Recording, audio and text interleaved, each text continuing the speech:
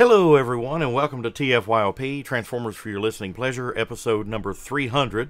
Wow, 300. I am your host, Duran Land, a.k.a. Weird Wolf. Along with me this evening is Peter Chavez. Hello. Anna Pope. And I think your mic's still muted. Oh no, I was just waiting to be quiet this time. I did remember to unmute it this week. Hello. Everybody always forgets. And Claire Peterson, welcome. Hello. Tonight we've got a very, very special episode. I've actually been wanting to do this episode for quite some time. My girlfriend actually suggested it like long time ago, and I'm like, well, you know, I want to do that. That's a really good topic, but I want to save it for something special. And I'm like, 300th episode coming up. I'm like, you know, I could go for some special guests. I could go for, you know, I even thought about maybe going back and seeing if I could get the original cast back together and for one night only. But I'm like, you know what? No, let's do something fresh and new, and let's talk about the lady collectors within the Transformers hobby. You know, what better way to celebrate it than that? A lot of people may not even think about it.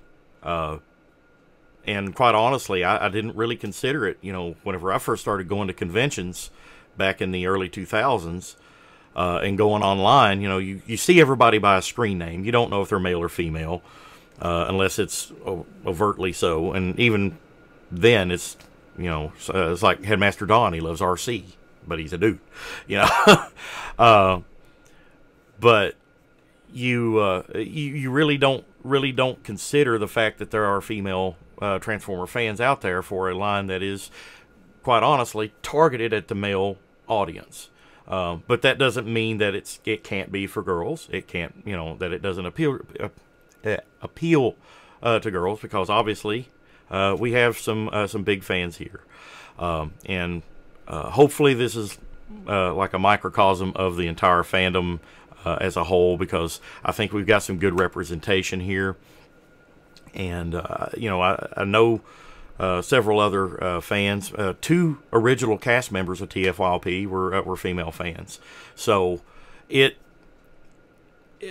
out there, whether or not you realize it or not. But whenever I first went to my very first convention, and I'll be honest, I thought it was going to be a total sausage fest, you know, dudes everywhere, and it wasn't. You know, it was pleasantly. There were lots of female fans there, and I think back in the day, you know, even though I didn't collect, I was a huge She-Ra fan, you know, which is a franchise that is targeted toward females, but because she was He-Man's sister, I went in full bore with it. You know, I love the show, so you know, it can go both ways, and we're going to explore this topic a lot today, and hopefully you guys will enjoy this show, and we'll bring out some things that you maybe had not considered. We'll hear some stories, and it's just going to be an all-around fun episode. But before we get to the main topic, let's kind of do a little round table here, kind of find out what we've been doing this week. If you got anything, we can talk about that this past week. So I'll start off with Claire, since you're the guest today. Oh boy. how have you been doing? Tell us a little bit about yourself, and then after that, if you got anything this week, mention that. I know you got one big thing. Yeah, that's like my pride and joy now. Gosh, where do I begin? Collecting for like almost 19 years now. Little obsessive. Nothing wrong with that. I think we all are. Yeah. Used to go to BotCon quite a bit. God. And probably the biggest thing I got this week was I finally took my 2000 Jeep Wrangler and got it customized to look like Hound. Oh. Oh man. You just showed some like sneak peek pictures on Facebook, and I'm like, show us more, show us the whole thing. More than just the hood. I know. It's got like the yellow triangle on the doors, and then the gold striping that goes along each side, and I've got the custom tire cover and the custom license plate. Man, that's just awesome. Really awesome. It's been a work in progress for a little too long. Just a little obsessive, you say? Just a wee bit. But you know, any listeners or viewers who are, you know, was like, you know, how big a fan is she? Well, that tells you right there. Her car, or her Jeep, is Hound. And I also have Bumblebee, so that kind of... Movie Bumblebee or G1 Bumblebee? The movie Bumblebee. Oh. Well, I mean, I'll be honest. I'd like to have a movie B too. You know, there's a fellow collector in the area. He used to have a Camaro, Bumblebee Camaro, had the Autobot insignias on it and everything, but he sold it a few years back. But Gotcha. just to be able to sit in one, I'm like, man, this is awesome. Yeah, it's pretty nice. It doesn't get driven that much, but it's a nice piece to have. Yes, yes. So, you get any toys this week or anything you... I actually just got the reissue Hot Rod in the mail from a good friend. Was it destroyed? It was not. I heard a lot of them were getting destroyed in the mail. Yeah, I found out, because I thought they were actually going to start showing up in brick and mortar Walmart, but no, That's they're what I supposed to thought. be an online only. And I'm like, the way they're treating the shipments, I don't want to spend that kind of money and it get here like flattened. It's a bit of a crapshoot. Some of them are getting shipped in boxes, some of them are getting shipped in non-padded mailers. So they are in brick and mortar stores at Walmart in Canada. So if you have friends in, you know, the Great White North up there, you can ask someone up there. They can help you out. That may be the best recourse for me because, honestly, I mean, I've got a loose hot rod in my case. You know, I don't need one to actually transform and display. I want one sealed because of that retro package. The only thing bothers me is he's transverse in the package rather than, you know, but just that retro packaging is enough for me. I've seen cases where some are actually getting flipped now, so I don't know if it's going to be a running change where they're going to be corrected in the box or not. But yeah, there are some out there. Variation. Yeah, it would make sense because it actually doesn't show off much of the toy when it's backwards. It's like you can see his weapon in the back of his spoiler, and that's about it. And his instruction booklet, because that's what you want to see in the window box. Yeah. Can you just flip it though? Like if you're willing to open it, can you just flip it around and put it back in? You can, but the rub there is you have to be willing to open it, and then you don't have a sealed piece. Then you have to buy another one, but then you have to flip that one too. So then you have to hope that there's a running change, and then oh my god, yeah. It gets I like rough. the phrasing. You have to buy another one. Like you have to. You do. You have to have one sealed. I was in that pitfall years ago. You know, buy one loose or buy one to open and mess with, and the other one to keep nice and pristine in the package, because I think we've even talked about it here on the show. We've had an entire episode dedicated to Transformers packaging.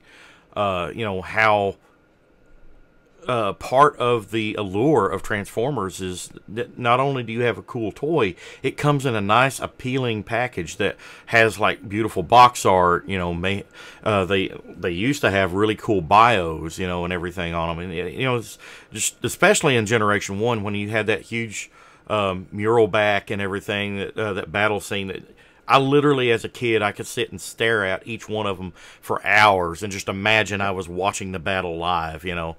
And then that box art, which sometimes was derpy, but most of the time it portrayed the character rather cool, you know. It was beautifully derpy, if yes. anything. Yes. I mean, like Battle Trap, the toy is a little lackluster, but that box art was pretty fly, you know. The packaging does a lot for Transformers, and for a lot of people don't get mint and sold box collectors, and just the appeal of having a toy that you know that human hands have not touched since the factory, and it's pristine where it should be, unless it's like broken or missing something in the package and you don't know it. And then just the overall beauty of the package. Just to have for me to have a sealed G1 would be like like one of my grails. I mean, I've got a mint and box Fangry up here. You know, everything's intact. I can enjoy him in the box, but he's been opened. The bubble's been reattached. Matter of fact, it might even be a repro bubble. But it just appeals to me. One of the main reasons I stopped doing it is because I just didn't have the room. Because, as Peter can attest, you know, bin life takes up a lot of space. Bin life is both wonderful and terrible. Yeah. Yeah, I second that one. Most of my G1 collection, I have doubles of almost everything. You know, in box, not necessarily sealed, but many of them are, and then loose examples of everything. And yeah, it's very space intense. Yeah, I've actually got Morgan Collier, I Am Ratchet. I have him actively searching for a sealed American boxed G1 Weird Wolf. And I told him, I said, if you find one, I don't care if I have to make payments on it. I want it. I want it. I said, I don't need it to be AFA. If I do that, I'll do it myself. But I just want that pristine USG1 Weird Wolf. I honestly doubt there's any out there. There are some out there. As many years as I have been looking, I'll never forget. It was like, I want to say it was the first BotCon I went to. I was walking around the dealer room, and I saw a dealer had a boxed Weird Wolf up on the shelf. It looked like it looked like it was sealed. And I quick asked, I said, "Is that thing sealed?" And he had like $200 on it, on the price.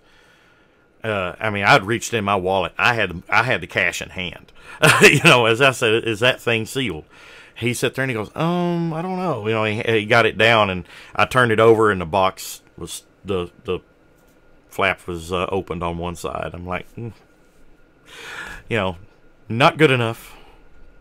And he goes, but it's still mint. I'm like, I have one. I want the sealed one.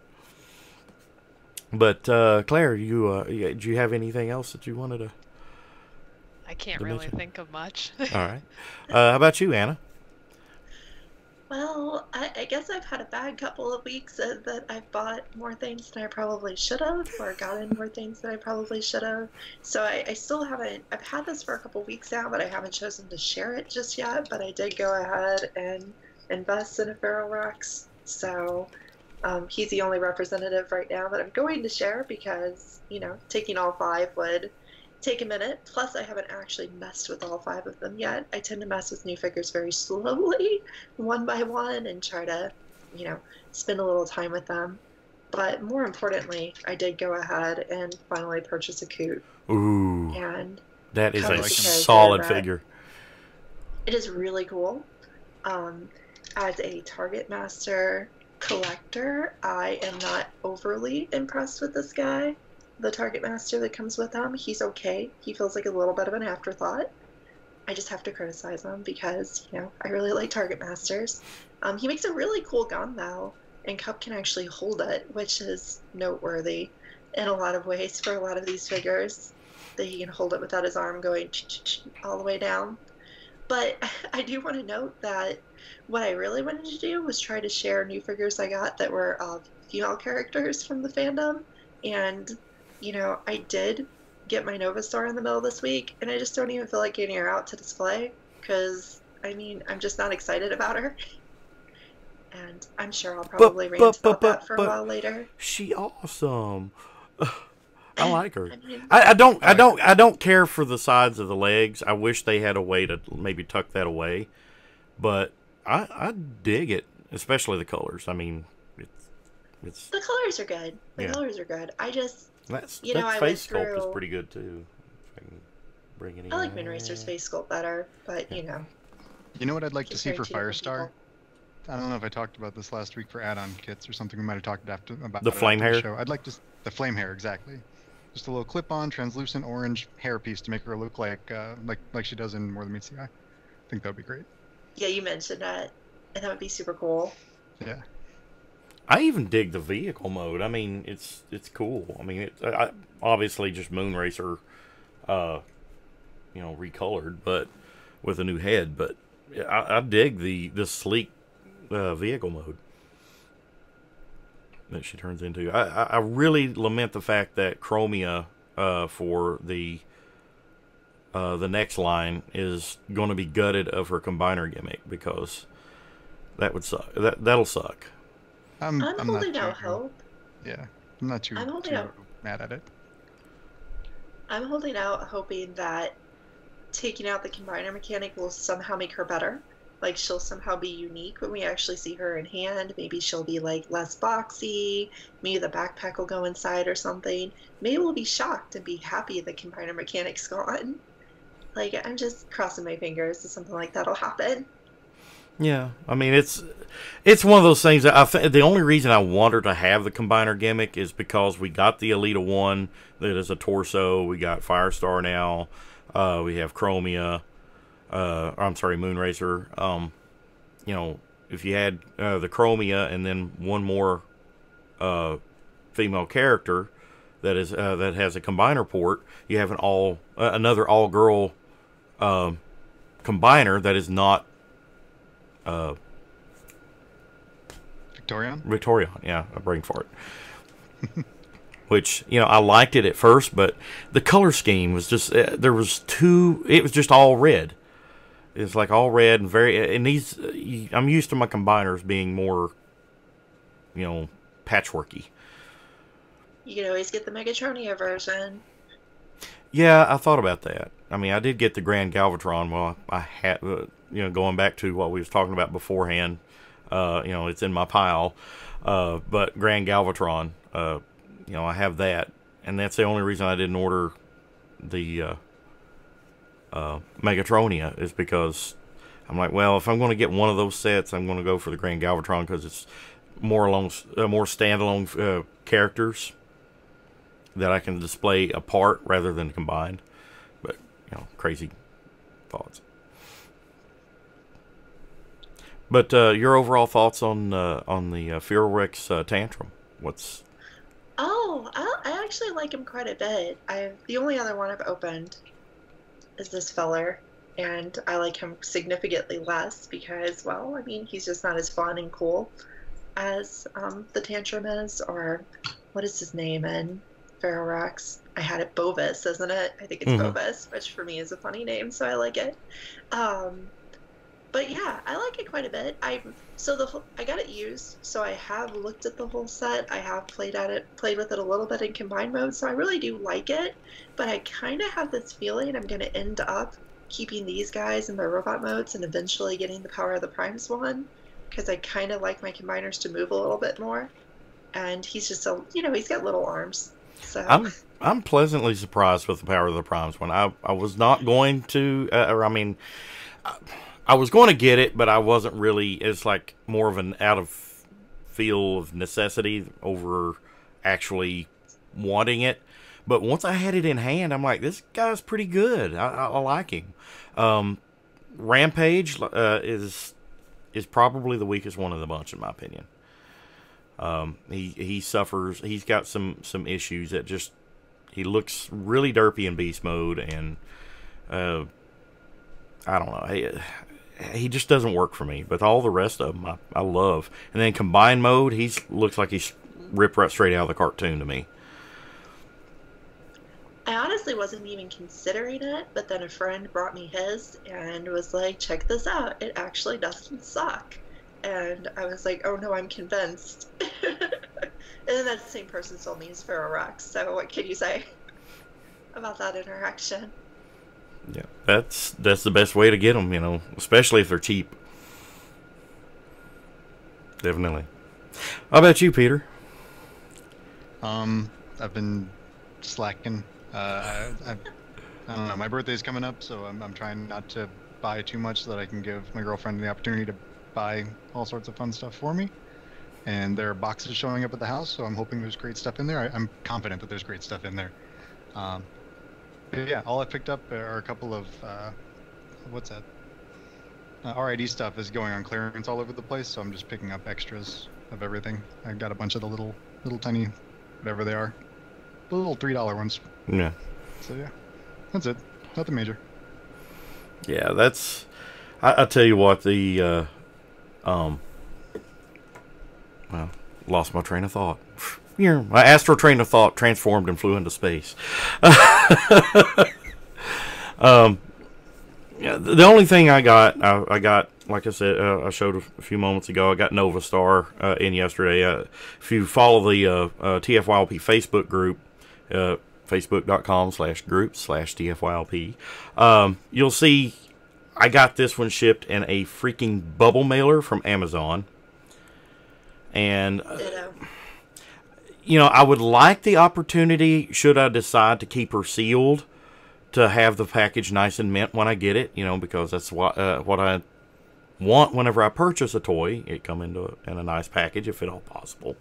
But no, Amazon didn't give me that choice. It's like, you're going to open this toy regardless of whether or not you want to or not. But the mere fact that they packed it in a bubble mailer, it was crushed a little bit. The top of the bubble had been caved in and sliced. Could have very easily scratched her face or even broke the head off, from what I could tell. I mean, it had to be a decent enough impact to do that. But all things being equal, I'm happy with her. She came out of the package undamaged. The package has seen better days, and it's going to go in the bin anyway. Just going to keep the card and chuck that. And then I've got Masterpiece Thrust over here. It's been sitting on a stasis pod shelf at Capture Prey for like 2 years. It had like a 1/4 inch of dust on the top of it, so finally got that out of its languishing torment on a shelf, just to go on to another shelf that is made of glass. Welcome home, Thrust. Yes. But you can easily... and lest I forget the most important thing, something that Claire and I and several other people have been waiting on for, at least a year when we first paid? Yeah. I think it was like November of last year. Yeah, when the chat started? Yeah, this hideous thing, I mean, it is hideous. That head, I mean, it looks like he's high as you-know-what. But it's the downtown headmaster that you really had to jump through hoops to get, and I heard about the group buy like at the very last minute. I want to say it's like the last day that they were doing something other, and Will Kenny had mentioned something in passing to me. I'm like, why did Orson not mention this? And I'm like, Orson, I'm going to slap you, man. And so yeah, I'm paid up. And it's here. It's finally here. And Orson's, I think he's getting ready to ship out the rest to you guys. And actually, mine's sitting on the shelf. It's going to be staying in my pod for a while. Oh. Okay. But yeah, I got the DVD. I'm like, I just wanted the DVD just to have it. But I didn't realize it was like a whole freaking box set.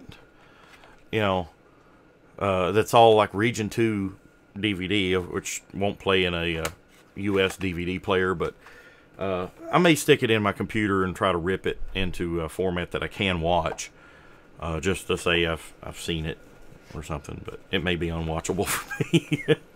But it's one of those things that I'm like, I want it, if I'm going to have the whole thing, I want the DVD with it, so although it's not really pertinent to it.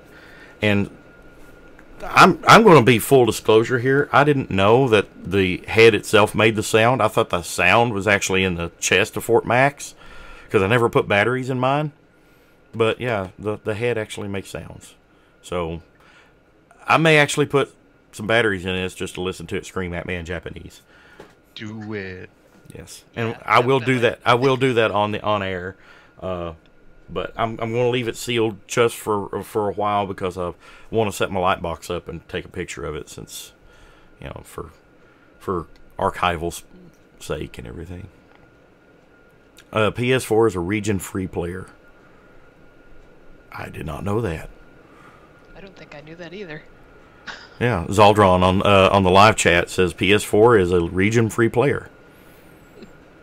Okay, I'm gonna try that. Thank you. Everything, but Before we go into our main topic, I want to acknowledge and say hi to everybody that's in our live chat on our YouTube channel right now. Thank you all for joining us today. Hope you guys enjoy the show. And as always, check out our sponsors, CapturePrey.com. Great toys, great prices, great service, CapturePrey.com, where you can save even more on orders of $150 or more with free domestic shipping. And you also have the benefit of Stasis Pod now, which you can order order and buy now and ship later. CapturePrey.com. Also check out Ripped Apparel. If you find cool t-shirts on Ripped Apparel, or posters or coasters or whatever floats your boat there, use the promo code TFYLP pod, all capital letters, on your checkout in the promo code there, and it will save you 10% on your order at Ripped Apparel. And as always, if you love what we do here on TFYLP and love to see us keep going, it's not free for us to do this. It's a lot of money out of pocket for me each and every year, especially if I try to get upgrades for like microphones. I'm in the process of building basically a super PC in order to increase the overall quality of the show. And without the Patreon, that would not be possible. I just simply couldn't afford it on my own. I mean, with the hobby itself as being expensive, and then I would have to give up something in order to do that. So, I don't want to give up the hobby. I don't want to give up family, and I certainly want to eat. So, so it's thanks to you fans that we have reached our 300th milestone here at TFYLP, and it's also thanks to you fans that we continue each and every month and week here on TFYLP. So check out our Patreon at patreon.com/TFYLP, and I thank you to everybody who continues to support us each and every week and month. I can't thank you enough. Just the mere fact we're here.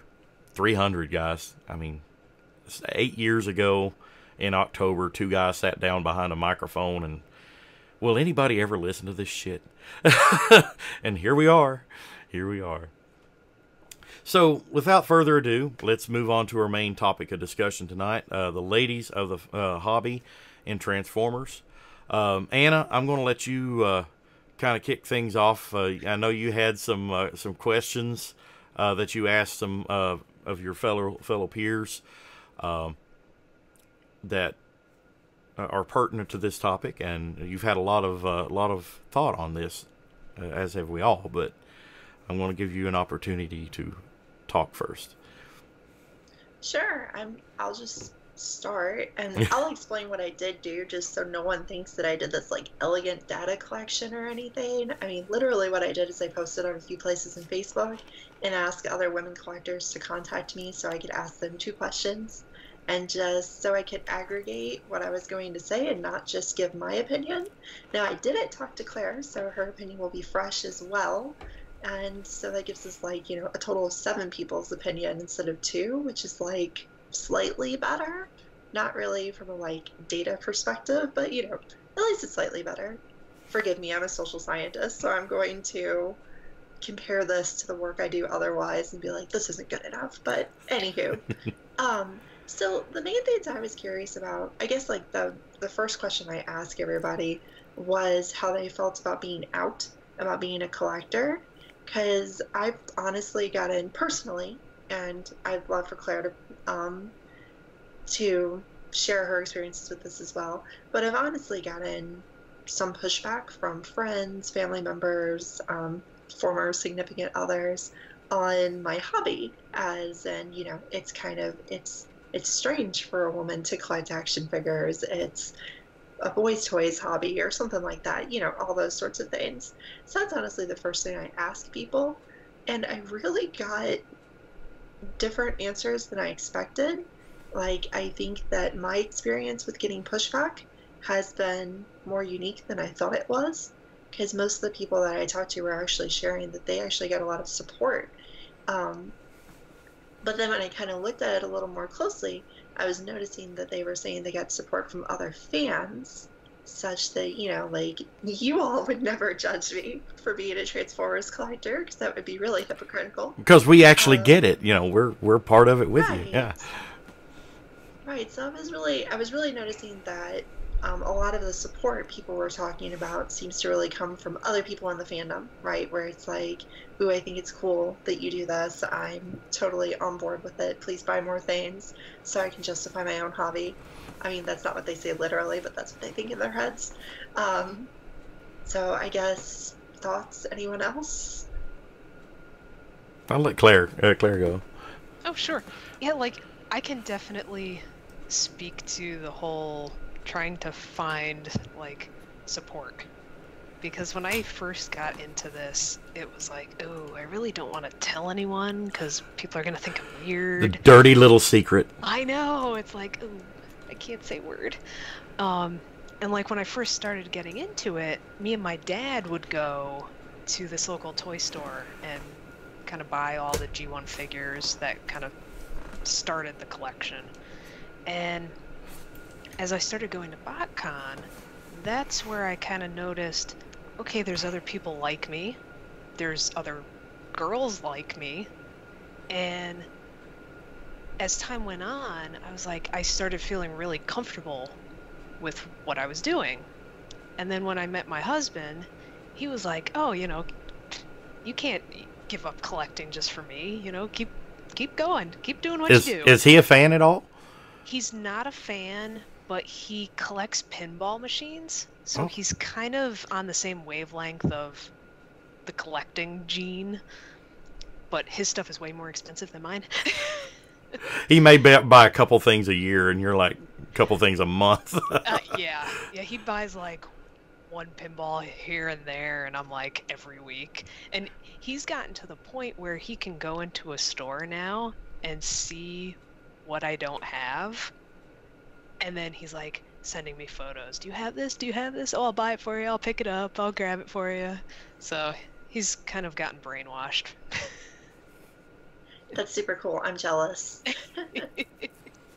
But I definitely did not have a lot of support growing up, because I kind of got into it like freshman year of high school, where everybody's like, oh, if you're not a football player or a cheerleader, you don't do, the normal stuff, you're kind of an outsider. So that was kind of tough on my end. Plus, even at that age, a lot of people's like, why are you still playing with toys? Why are you going to, yeah. what appeals to you about toys? It's like, as a guy at that age, I was, more. Whenever I turned 16 and I started putting my toys away, I started looking at it, I was growing up. My thought processes were like, I still like the toys. They're still cool. I still care about them. So that's why I wrapped them up in a little newspaper, each and every one, packed them away. But I peer pressure. I was falling under that, I was like, I wanted a girlfriend, and I didn't think I'd get one, liking toys. Now I look back on it and I'm like, I should have never left the toys, but because the toys have always been faithful to me, to be honest.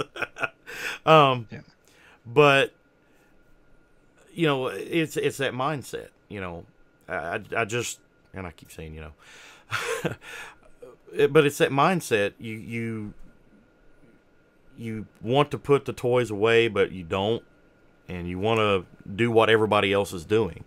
But as an adult, a lot of us come back to it, like I did. I came back after I'd already went off to college. I got out of college. I met someone, and we got married. And I'd been married for maybe a year or two whenever I rediscovered my collection. Well, no, actually, it's probably less than a year, because it was 99. We got married in February 99, so yeah. And it was like later that year that I rediscovered my collection. And just going back into it felt more natural to me. I saw them, and my first thought was, I'm going to sell all these, and then I fell back into the hype that got me onto it to begin with, dragged me right back in. And in turn, it dragged my wife into it. She remembered the cartoon. She loved the cartoon as a kid. She said she even had a bumblebee as a kid, which, you know, she didn't have very many toys, but she had a bumblebee. And then, you know, she started learning more characters and everything, but unfortunately, that didn't work out. Now my girlfriend, she's got an entire shelf down here dedicated to stuff that she has. You know, she at the last BotCon, while I was working the table at Captured Prey, I am so proud of her. She walked around the dealer room by herself, and by herself bought a Minty Complete G1 Weirdwolf of her own, and without consulting me, is this one good? Is it missing anything? No, she bought it. It was complete, and you know, I was so proud of her. And then the other day, she said she was in the. I was talking to her on the phone while I was at work, and she was going through the drive-thru at McDonald's, and just randomly she blurted out, "That guy's checking out my Omega Supreme." I'm like, "What?" She goes, "The dude behind me in the drive-through line is checking out my Omega Supreme, the little sticker on the back of her car." She's got Autobot insignias and Decepticon insignias and a Omega Supreme and a little battle scene silhouette of Omega Supreme on the back of her car. And I'm like, I'm so proud you remembered his name. So that's awesome. But I digress. No, that's really cool though, and I think it's fun for us to admit that honestly I shared your experience when I went, like, I mean, I didn't date a whole lot when I was younger, but when I finally decided it was time, I was gonna, you know, start really looking for a partner, I put my collection away. I put it in the basement. I displayed it in the basement, but I didn't take guys I was bringing over to my house to the basement. You know, they didn't get to see that. They just got to see the few things I had upstairs, which were more, you know, gender normative collectibles that weren't as, you know, if you collect like sports memorabilia and I collect dolls, people don't look at that as strange as collecting Transformers. So, you know, I had to slowly kind of break it to my now fiance that, yeah, well, I have a few things in the basement, and by a few things, I mean like hundreds of figures that are worth more than, you know, my car or my house or other things that I own. Maybe not house, that might be a little extreme. I hope that's extreme. No. Anyway, yeah, so we kind of went through the same thing, and I was finding when I was talking to other people that a lot of them were saying that they really didn't go through that as much as I did, because I think they were less worried about the social desirability. But I definitely find a kind of like connection to that is the idea of how much you want to be out with other fans is usually 100%. And I know I'm borrowing a term here saying being out, but how much you want to be out with friends and coworkers and everything is an entirely different story. It's like, you know, in my office, I have a few things on display. I have my Rock Lords on display, which is definitely something where people can look at it and be like, oh, she's super eccentric. Not so much that she's a toy collector, but maybe she's a little bit odd because she has shiny little Rockmen sitting on her shelf. And I have, you know, maybe 2 Transformers otherwise. I have like a World's Smallest Starscream and the Iron Factory RC on my shelves in my office, and otherwise it looks like an almost normal office for a professor. And I find that, you know, most people I talk to when I talk to other collectors in general, which generally I'm mostly talking to men, tell me that they don't really have their collections on display at work or anything like that. But most of the other women I talk to actually said that, you know, if they wanted to, they do it, basically. And if they wanted to talk I can't about it, because I'm in a semi, so I can't. Yeah, you'd have to like tape them to the walls of your truck, and that just Yeah. Well, I have what we call slip seating. I may not be in the same vehicle each day, so. But you last night I did have Masterpiece Trust and this guy sitting in the passenger seat next to me. So, I mean, I was gonna say you could tape them to your shirt. I do have a question though for both you and Claire. You say coming out, as it were, to like your family and to your friends and your coworkers. Now, I mean, if you have them on display in your office, I mean, it can be readily apparent that you are a fan of some sort. But how did your friends, family, and coworkers, each one, how did they take it whenever you told them? I'd like to hear both you guys your opinions on this. How did people feel? How did you feel? And how did it make you feel? How they reacted? You want to go first? I mean, either Oh, sure. either one of you. God, my family, my dad was like super into it because he used to take me to the stores and whatnot. My mom was always the one that she supported it like 100%, but she never quite understood it. So when I would try and have a conversation with her about, some episode of the original cartoon or a toy, she'd just be like, yeah, that's nice. Friends, I didn't really tell a whole lot of my like school friends, except like maybe 2 guys that I was good friends with, and they were kind of like, oh, that's pretty cool. And in my bedroom back at my parents' house, I used to have like an old desk with the glass kind of shelving up top.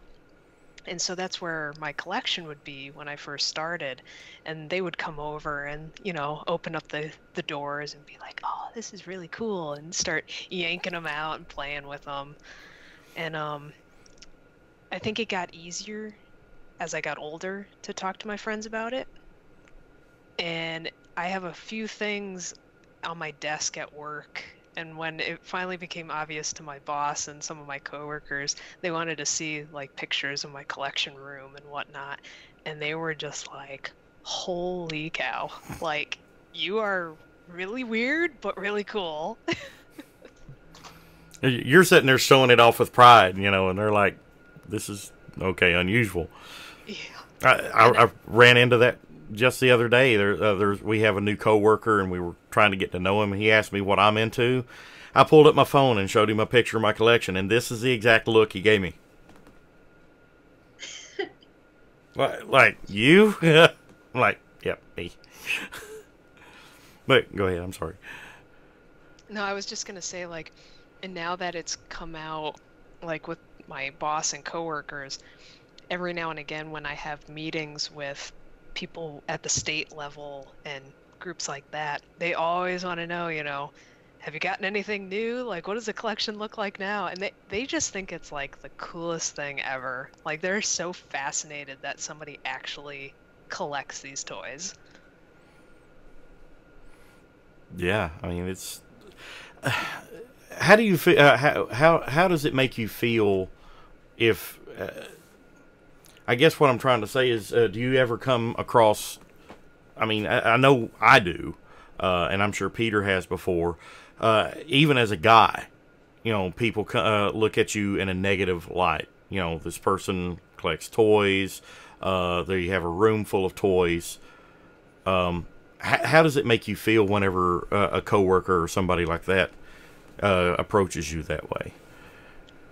Sometimes it makes me feel a little awkward and kind of depressed in a way. Like, oh, maybe I am doing something wrong with my life. But then I just it's a fleeting feeling. But, because you really realize, if you think about it, everybody has their own likes and dislikes, their own goals, sure. their own priorities in life. One of my coworkers, his priority every week is to go out deer hunting. Whenever it's deer season, and whenever it's not deer season, he loves to go fishing. That's what floats his boat. I don't give 2 shits about either one. Right. But that's him, and I don't knock him for it. And it's the same way, in my opinion. How about you, Anna? So I kind of had a somewhat similar experience growing up, that my mom was really supportive of me having a hobby like this. Like, she always thought it was cool. She's always really liked, yard selling and going to thrift stores and things. So, since I was born, early 80s, that gave her a fun thing to do for, the later 80s and the 90s, going to thrift stores and trying to find G1 figures and that sort of thing. And as I got older, she was still totally up for it and still, I think if I told her the numbers behind some of the things I buy, she'd probably raise an eyebrow. But then again, I think she's pretty supportive. The rest of my family, though, has been very unsupportive about it, and that they kind of see price tags and see it as a kind of, expensive hobby that's unnecessary. And I've gotten a few lectures from time to time about that. Waste of Generally, money. That yes. was my father's exact words. It's a waste of money. Why are you wasting your money on a piece of plastic when you could be saving your money and buying a house or buying a nice car? And I'm like, Dad, they make me happy. You So I know, do both to try to prove that I did the right thing. It's like, yeah, I have a house, I have a car. I also have little plastic cars that turn into little plastic people. Too bad. Um, but like as far as friends growing up, I honestly probably selected my friends with other collectors and nerds because, I was into video games and role playing and collectible card games. And if someone has a like, multi-thousand-dollar Magic the Gathering collection, they're not going to judge your Transformers collection as harshly. They're just going to be like, Right. "Oh yeah, that's your thing as well. You also have Magic and cards, as so you're as cool." an adult, unless you have an inordinate amount of friends that are from your childhood, most of your adult friends are people that you surround yourself with that are of like mind and have like interests. I'd say a good three-quarters of my friends that I consider my closest friends are also Transformer collectors, or Yeah, and it's kind of been that related. way for me Yep. too. I never really, so where I used to live, I grew up in St. Louis, I never found a group.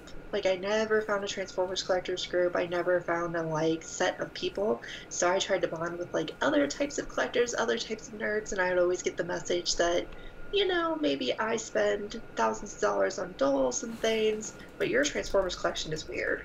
Was always kind of the feedback I would get. And then when I moved here to KC, I fell in with the local group of collectors here, and it's been fantastic to have people who are, into the same hobby, supportive of it, and it's been horribly enabling, such that, I would not, 2 years ago, I would have never sat down and been like, well, this week I got this and that, and I replaced this and that. I would have been like, well, in the last 6 months, I've gotten these couple of things. So it's definitely been enabling in a, we'll say, neutral way. But I will say that at work, I'm a lot more nervous about it. Like, I've noticed that with my students, it's because I'm a college professor. So with my students, it's like anything I tell them about how nerdy I am is kind of like funny to them. And it's kind of like totally cool. Because it's like, whatever, you're eccentric, you're letting us know more about you. We appreciate that. That's fun and all. So it's totally fine. Like, my first, no, it was my second semester at this university, I had a student say, "Hey, didn't you go to TF Expo this year?" In the first day of class. And it was like, okay, so my whole class knows that I'm a Transformers collector now. How am I going to deal with that?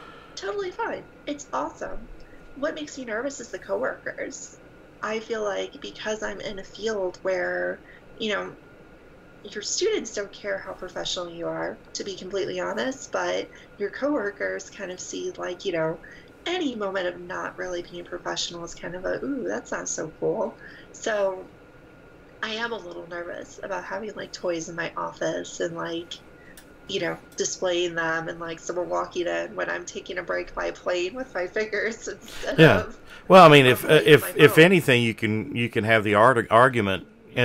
How, in any way, shape, or form, is this affecting my job or my ability to do said job?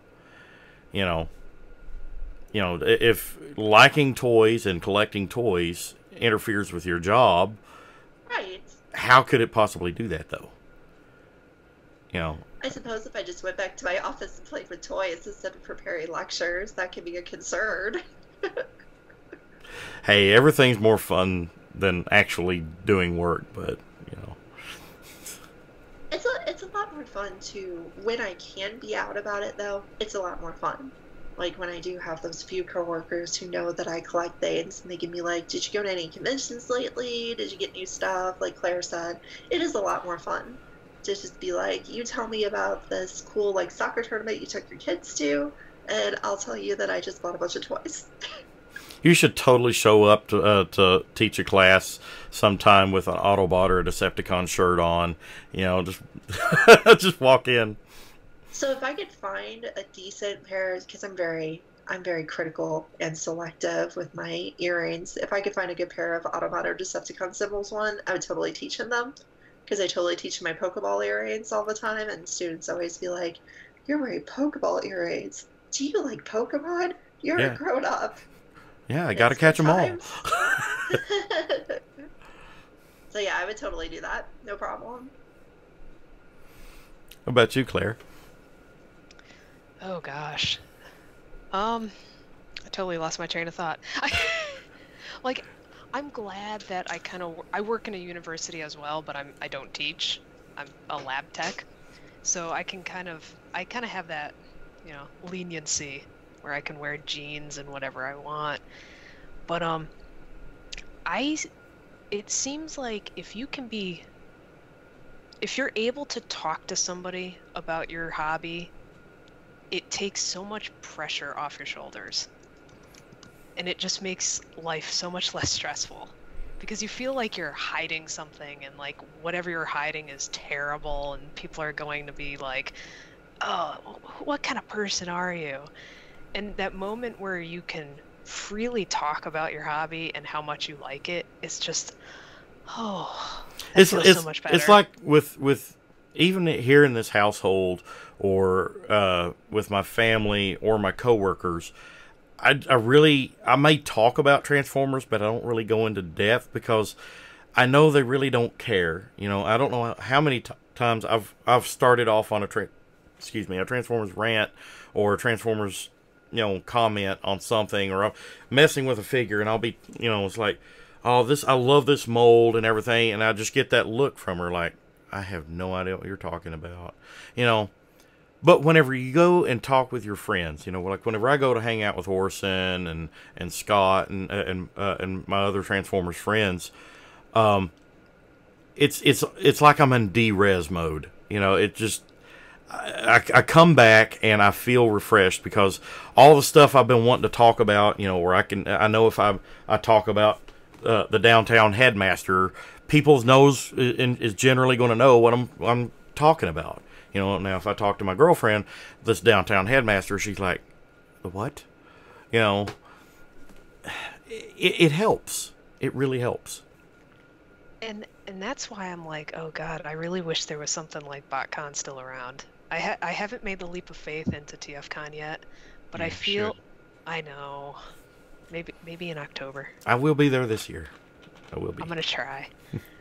But it's like I feel like there's nobody I can talk to anymore. And internet is fine. Like communicating via Facebook and whatnot is, a good substitution. But there's nothing better than being able to sit down, at a bar and just start talking about toys. Because if I try and do that with my husband, he's just like, yep, okay. Very nice. Now, is this Megatron? Yeah, no kidding. I mean, he would be able to pick up, like, he does it by looks. Like, oh, that's a really cool figure. Like, he has a Masterpiece Optimus Prime in his office. But if you start going into detail about names, what they turn into, that sort of thing, it's just... Yeah, I mean, it's like my girlfriend. She learns some of the main ones. She knows Optimus Prime. She knows Bumblebee. She loves Jazz because her daughter's name is Jasmine. So, she calls her Jazz all the time. So, I've actually bought her several Jazz figures, except for I haven't gotten her a G1 yet. But she's 13 and she's starting to get into that age where, she's starting to take interest in, outside interest in toys. And I noticed the other day, conspicuously, all of her toys disappeared in her room. So, sad day. Sad day. Trying to work on that. Peter, you have any questions so far for the girls? Questions. The only thing that can come to mind in terms of like women in collecting and women in Transformer collecting specifically is how do you feel about like the representation of female characters and the prevalence of them as they more and more show up in the comic books and cartoons with bigger roles and bigger presence throughout the fandom, or I'm sorry, throughout the franchise? How's that make you feel? I mean, it makes me feel good. It's not one of those things where I'm like, we need more female characters, we need no... I'm just like, whatever. Like, it's not a huge thing to me, but it is nice to see more of that female representation in the brand, because it's been lacking severely over the last few years. Yeah. Oh, yeah. So this is actually, sorry, I was distracted for just a second looking at my notes, but because this is one of the questions I ask people. So for me, I definitely felt the lack of female characters early on because, yeah, I grew up with G1 and then I went into Beast Wars and all that good stuff.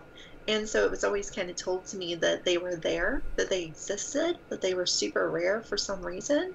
And if you really wanted, as a female fan, to latch onto a female character, you kind of were stuck with whatever you had, right? Like in G1, you had RC, and if you didn't like RC, too bad. If you thought she wasn't that great of a character, too bad. Wait 10 years and you'll get a new one, which isn't really the best thing. But I think, like, I'm glad that there's more characters around. I definitely always have this kind of moment in my mind where I always wonder why there's gender dimorphism in robot people. Like, there's always that kind of, like, moment coming back for me, asking that. And that kind of brings me to one of the questions I asked people was how you felt about the representation. And I actually only had a couple people say that growing up they wished there were more female characters. They didn't really say that they wished there were more. They didn't really say they wished there was more of a variety. And honestly, you know, I even had one person tell me that they didn't really like gender being with the robots at all because they felt like it didn't make sense. And I have to admit, I don't really think it makes sense either, but for some reason I still want it. So, well, it goes back to like the argument a few years back whenever the Chrome Dome and Rewind thing, you know, it's like, you know, Transformers being portrayed as gay or ambiguously gay, you know, it's like, no, they're robots. You know, they are really non-gender, but the way they, I'm sorry, I have a dog. They have the way they're portrayed.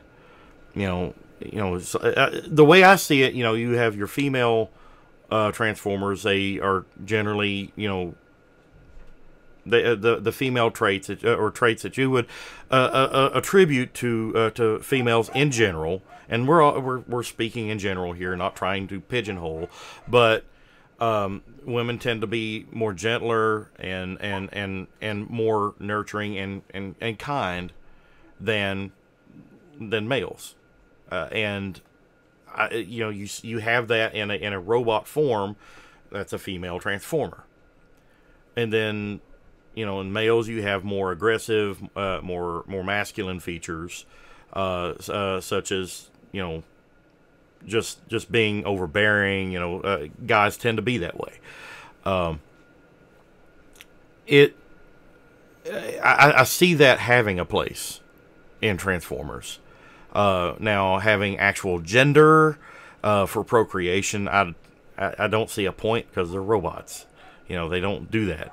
I don't understand how like Optimus Prime and Elita 1 could make a child Transformer. You wouldn't expect them to do that. Now, if they both went together and actually built another Transformer together, then yeah, in a way they begat that character. But there's no, is there any history of two Transformers making another Transformer in that way? No. I think there was a Minicon character from Armada named Falchia. Let me look it up. somewhere in there got built. Let me look it up. Did you say his name was Felcher? What? Gotcha. Oh. Falchia, I believe. I'm not familiar with that one. Me neither. I mean, we do see that some characters get built in G1, but there was never like a romantic, let's build them together. It wasn't like, well, Jack and Ratchet got together and romantically built Dinobots. Because, in all honesty, I mean, yes, there is techno-organic, but there's not really that kind of biological component to a transforming robot. Let's be honest here. Yeah. Beast Wars kind of pushed that line in a weird way. At least Beast Machines did later. The seeds of the future lie buried in the past. If you want to talk about box art that was really annoying, that's one right there. When we were talking about box art earlier, yeah, the Beast Machines box art was just, this is a grand nothing. Oh, it was. Yeah. It was a grand nothing. It was like it was all Cheetor. All Cheetor, and then for Battle for the Spark, it was all Optimus. Just roaring, just. It's like, how can we cheap out on the packaging? So yeah, and one thing that I was really curious about was like how people are reacting now that there is more representation. And, you know, like, honestly, the reactions I got from people were really varied because, like, it makes me nervous. The representation that we've gotten, like, in the IDW comics, because it's been slightly heavy-handed. You know, a lot of people have mentioned that it's slightly heavy-handed. And to me, it's good because if there is gender among Transformers, I do want to see women being represented. If they are there. I don't understand how gender developed for robots because gender was a consequence of biological sex for humans. So where did it come from with robots? I really don't get it, but I'm still cool with it. But then when you have characters that some people feel like are being pushed on them, like a lot of people complain about Windblade, it almost tells the creators to go the other direction. It's like, oh, people said we're pushing too hard, so maybe we should just go back to an entire series with all dude Transformers or an entire toy line with all male Transformers. So I think it's kind of like the strangely difficult thing to do. You know, back in Generation 1 as a kid, RC literally just appeared out of nowhere. You know, there was no real backstory. Where did she come from? You know, yes, we had the story, you know, of with the female Autobots in Season 2. What was it? Search for Alpha Trion, yeah. Yeah. You know, where we were introduced to Alita and Moonracer and Firestar. And there was really no backstory. Where did they come from, too? Maybe Alita a little bit, because if you look back at the what was it, War Dawn, when Orion Pax became Optimus Prime, and didn't Ariel become Alita 1? Is that how it worked? Alpha Trion was saying that he was going to rebuild her and was trying to think of a name. Yeah. I shall call her Alita 1, yeah. So I guess they were Alita 1 is the only female Transformer that ever really had an origin backstory, and even then it's kind of like a passing reference. But RC, by 1986, she just showed up in the cartoon. She just appeared in the movie. She was there. But as a fan and watching the show, I just accepted her there. I didn't really consider, you know, what's this, a girl Transformer? Why? I didn't care. It just seemed natural. And her character was so good. You know, that forceful female lead, you know, like a Princess Leia, you know, which I guess in part her look was actually based upon, you know, with the bun hairdo and everything. You know, I just accepted her. There was no conscious, you know, why is she there? Why does she need to be there? Only now do we, when we're scrutinizing, you know, female Transformers, do we stop and think, why did we even need female Transformers? Well, in all honesty, though, you could look at the antithesis of that. Why do we need male Transformers? Why can't they all be female? We don't. I want to say the comics played a lot into that because I was kind of in the same mindset of, okay, these characters, RC just showed up. When I was watching it, I didn't need a backstory on any character. I was just watching for the episode. And, even with Beast Wars, Beast Machines, and for me, I kind of skipped over. I went from RID in 2001, and I skipped over, Armada, Cybertron, and all that. Good choice. Probably better for it. Yeah. Yeah. And I don't think this whole thought process of we need a backstory for characters, like the whole female thing really didn't even come to mind for me because my favorite characters were always, Wheeljack and Hound. I never really cared for the female characters. And I almost think the whole IDW universe is maybe a little not to blame, but to blame for this need of backstory. Yeah, I agree with that. Because it was the fact that at one point it stated that Transformers don't have gender, and then eventually gender comes back that really caused it to be this kind of strange thing. Before we just kind of accepted it as, oh well, there's some female characters, whatever.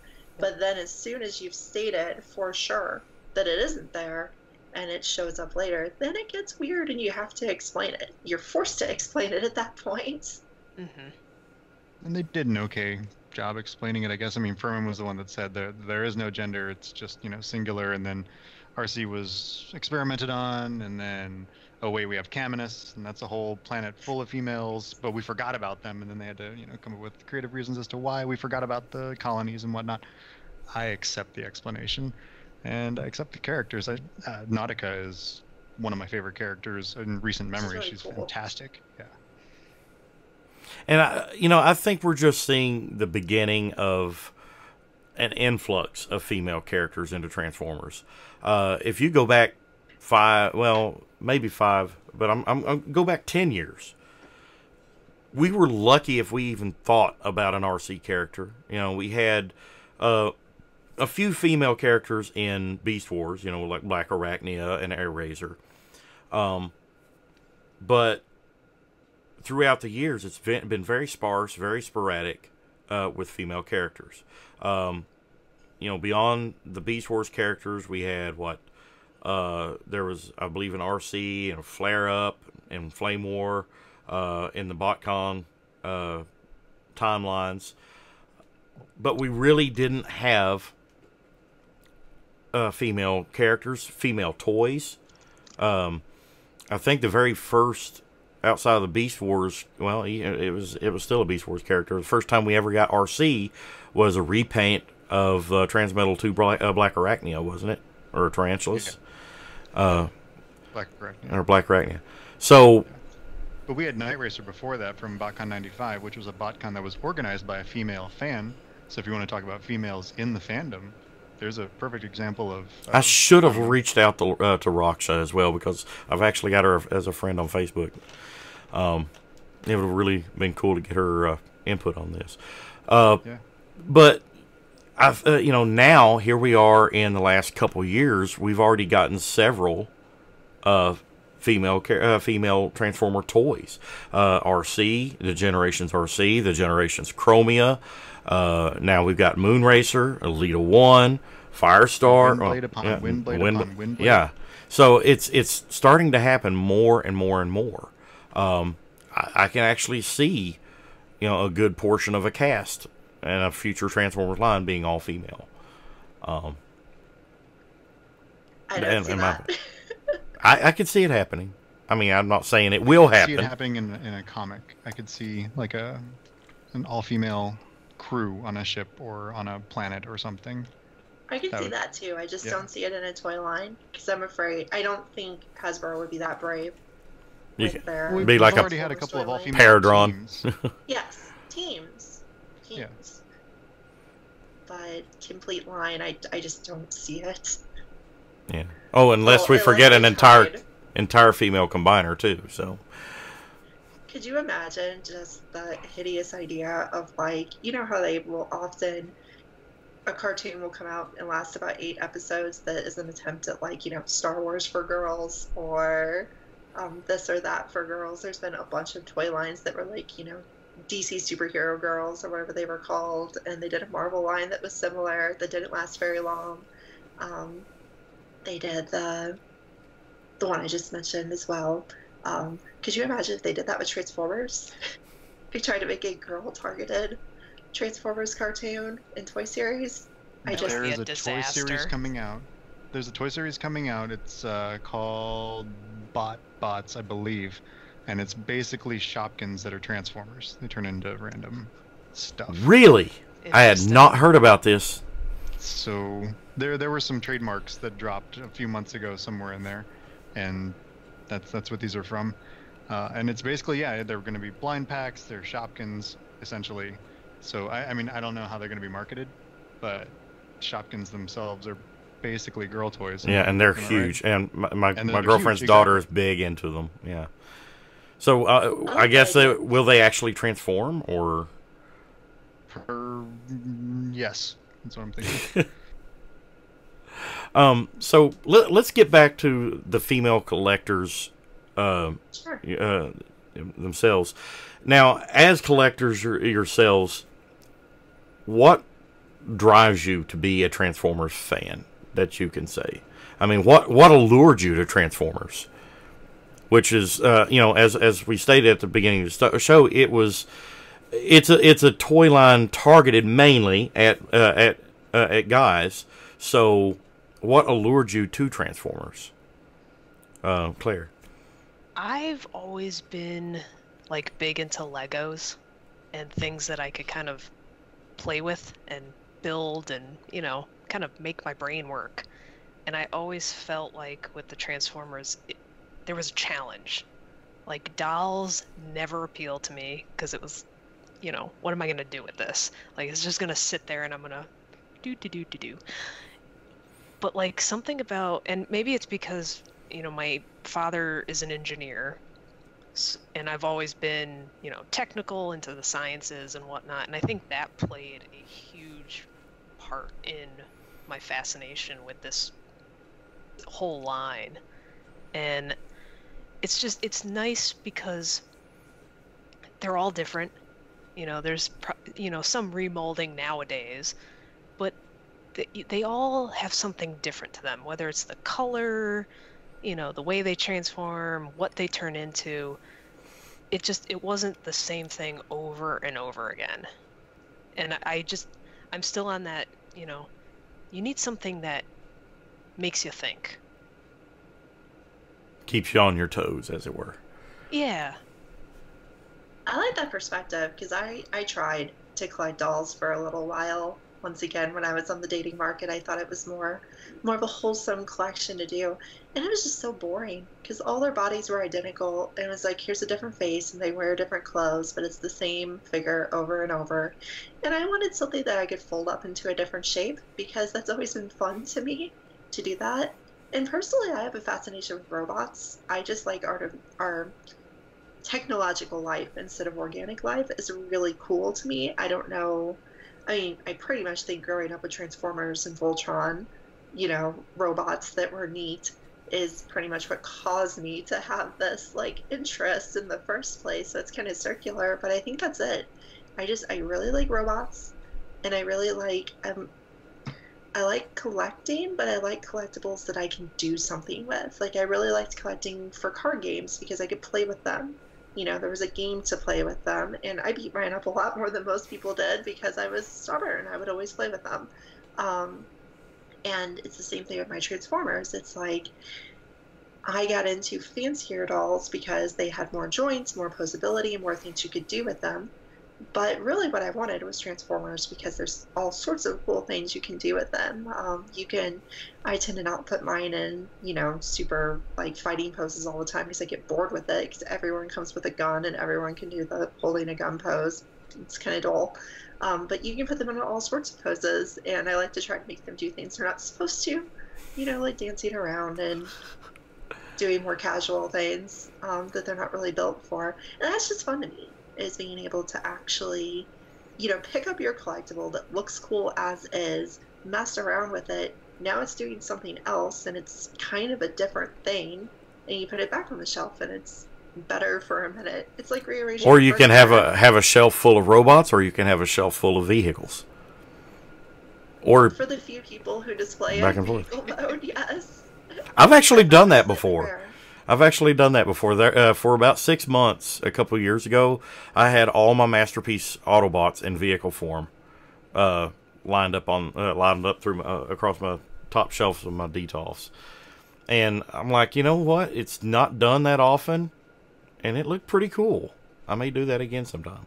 But the only drawback is it takes up a lot more room than a robot form. Mm-hmm. I've gotten to that point where in my Detolf cases, I need to put some in vehicle mode in the front and then the rest in robot mode because they just will not fit.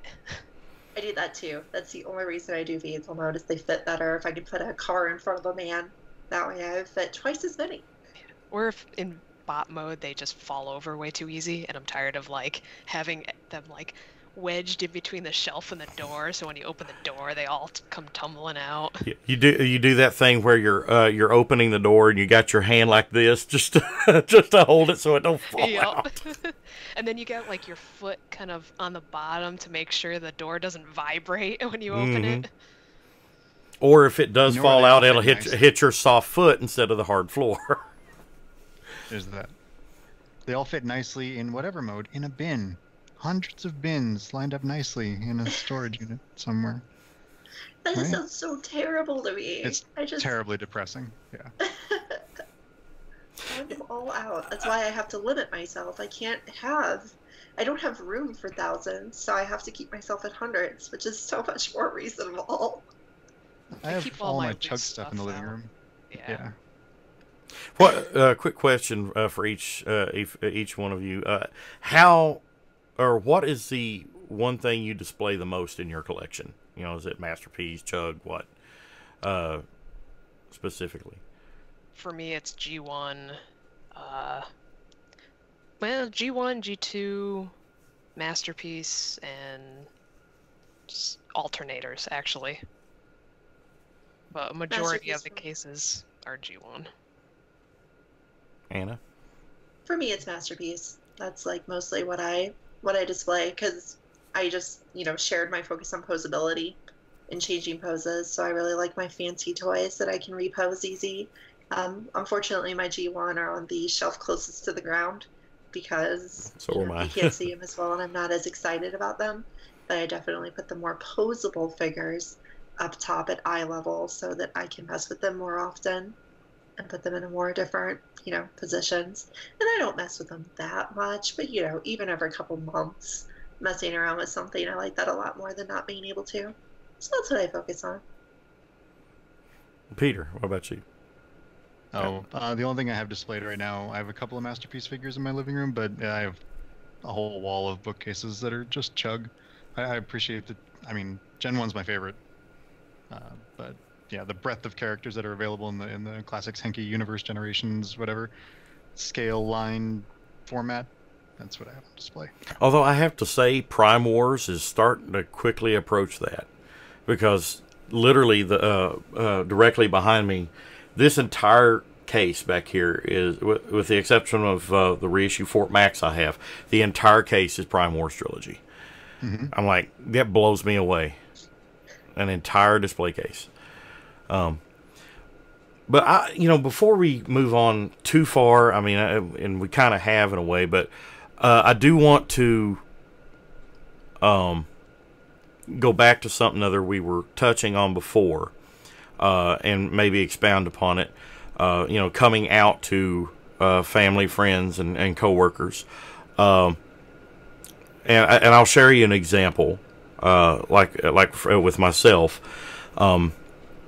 with my girlfriend, whenever we first met and we first started talking, I didn't talk about Transformers, at least for at least a couple days or two. And whenever you came to my apartment that I was living in, outside of posters that I had hanging on the wall, there were no toys on display in the living room or even my bedroom. There's I had one room that was nothing but my toys. But I told her, it was obvious that I was a big Transformers fan. But I told her, I said, look, I also collect. My collection is rather sizable, and I put forth a lot of effort and money into my hobby. It's very important to me. And I made that very clear whenever we first got together. And I remember, having that trepidation. How is this person who I'm growing attached to, that I care about very much, how is she going to react whenever she sees this for the very first time? And that day that I walked up, that was at my apartment, I opened up the door and I flipped the light on, and I had it to where all the lights come on at the same time, even in the display cases.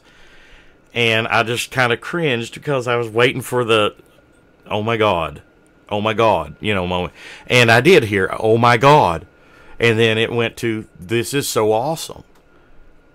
I just had that giddy feeling. And my question to you, ladies, is whenever your significant other, your spouse, whenever you came out to them, how did they feel about it? I mean, there's that first time, when you were dating or first met, that they found out that you were a fan and collector. How did you feel? How did they feel? We'll go with Anna first. So literally the reason I got together with my significant other is because we have a mutual interest in video games and, older Japanese role-playing games. We bonded on liking, certain aspects of them, specifically the music of them. And that's how we, started talking to each other in the first place. I think he was probably prepared for me to have nerdy hobbies like this. He probably knew it was coming. And I think that, in general, his reaction was super positive. It was, you have this hobby that causes you to have a lot of stuff, which makes me slightly nervous. However, it's, a wholesome hobby that doesn't require, doing anything illegal or anything like that. So it's like, I have a crack habit, but it's not that kind of crack. Right, exactly. It was crack. like, don't worry, I have no time for addictive substances because I have to mess with all these toys. Nor do you have the money for addictive substances. Yeah, absolutely. Yeah, no designer drugs for me because they cost too much because I have my designer toys. So I think that was kind of his reaction. But I will say that in the dating process, I kind of learned that that was something I almost wanted to, even though I hid my collection at first, I realized that I really wanted to spring that on people relatively early because be yourself. If they couldn't be accepting of a little thing like being a toy collector, they really couldn't be accepting of all my idiosyncrasies and strange things about me in the first place. And it's like, it's not like I'm going to tell someone just because they like sports and I'm not into sports that, oh, that's a deal breaker. I can't be here with you or anything like that.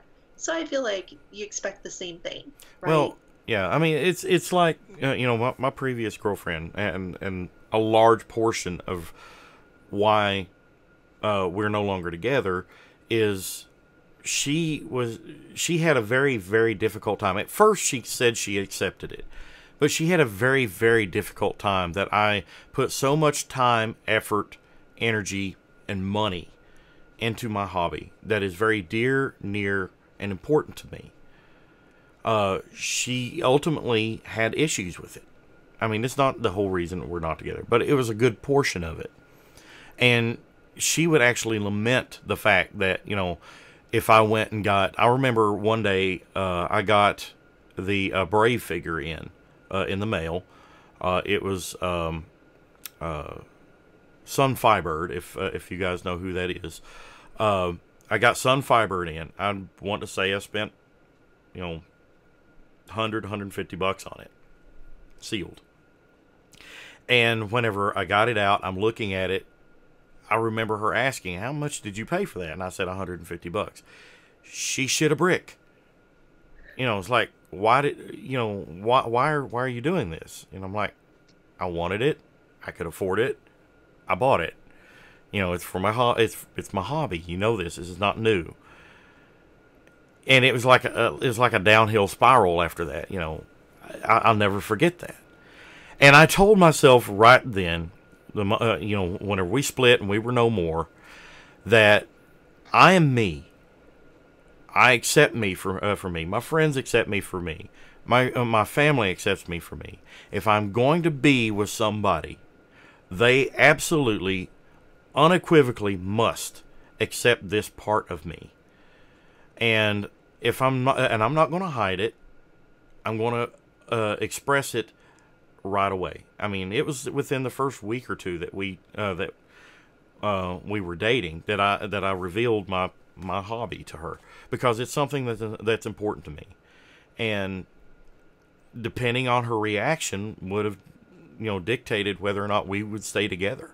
And I'll be honest, we've all seen that meme. It's like it's either me or your Transformers. All right, see you, bitch. Quite frankly. And it's not being petty. It's not being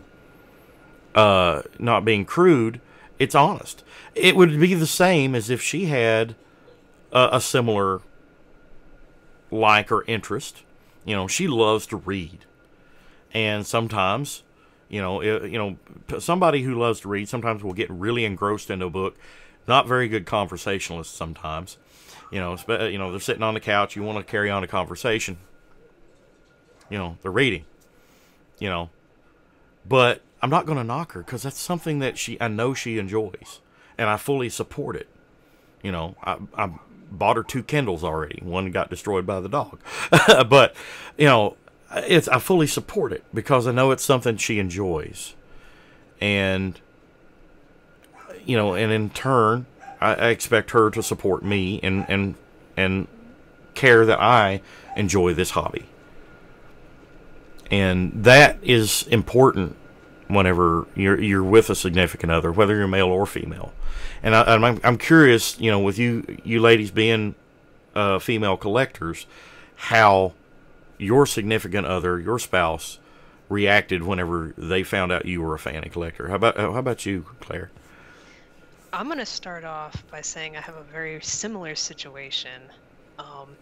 I had just graduated college around 2008, and I moved to Tennessee to be with my then boyfriend.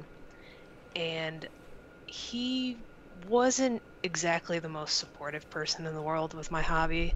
So the year that I lived down there, my collecting took a way back seat in life. And Transformers wasn't even in the forefront of my brain. I had almost shut that switch off in my head, because he kind of just made me feel like, this is stupid, why are you doing this? Belittled you in a way. Oh yeah, for sure. It made me feel destroyed inside. And that's, I came back to Connecticut, where I grew up, and it took a really long time for me to kind of get back into the hobby, because I just felt like, why am I wasting my time with this? What am I doing? Maybe I shouldn't be doing this. And when I met my now husband, we had a long distance relationship for a year and a half. And so he really never saw my collection, because at that point... Long distance relationships are hard enough to begin with. Oh yeah. Yeah, for sure.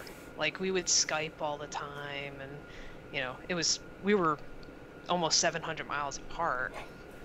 And at that point, my entire collection was in Rubbermaid bins in the basement. I had gotten to that point in my life where I'm like, nope, I'm boxing everything up and just seeing where it goes. And then he came out with the U-Haul when I decided to move out here to Michigan. And that's when he saw, I think at that point I had 5 Rubbermaid containers, and he helped load them up into the U-Haul. And every now and again I'd catch him opening up the Rubbermaid and seeing what was really in there. And I think the thing that really showed me that he appreciated my hobby was, I had started working, and he had gone to IKEA while I was at work and picked me up 3 Deltoff cases and put them in the game room we have downstairs. And I walked in there and he was like, well, now you finally have a place that you can display your toys. And that was just like, that would send me to my knees. I'm a very emotional guy. Yeah. That would send me to my knees. I'm like, I love you. I was like completely blown away, and I think that was just kind of like, okay, you're a keeper. Like, if you support me this much in my obsessive hobby, this is gonna work out.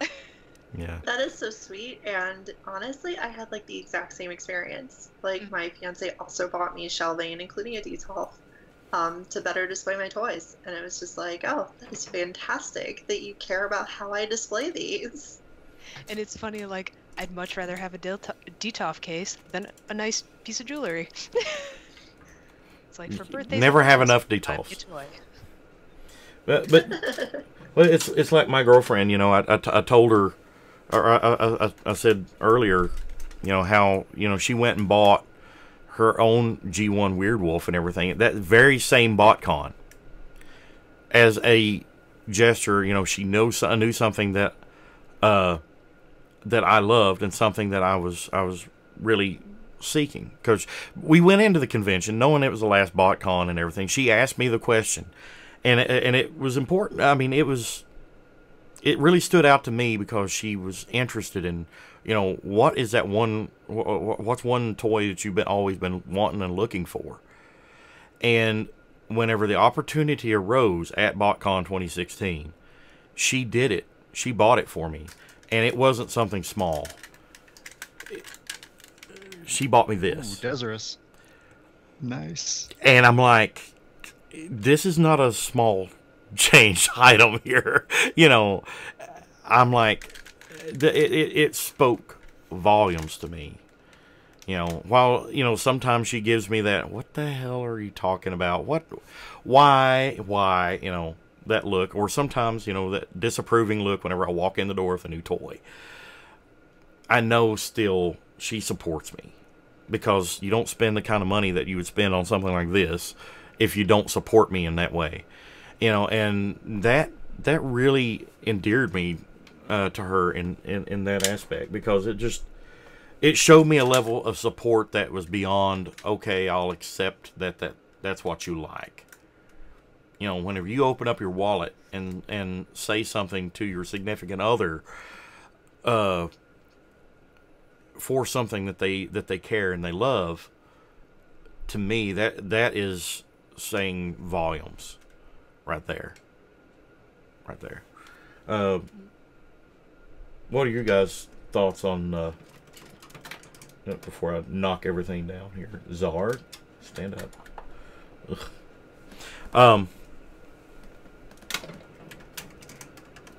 Yeah, I can do this later. Put my Weird Wolf back in there.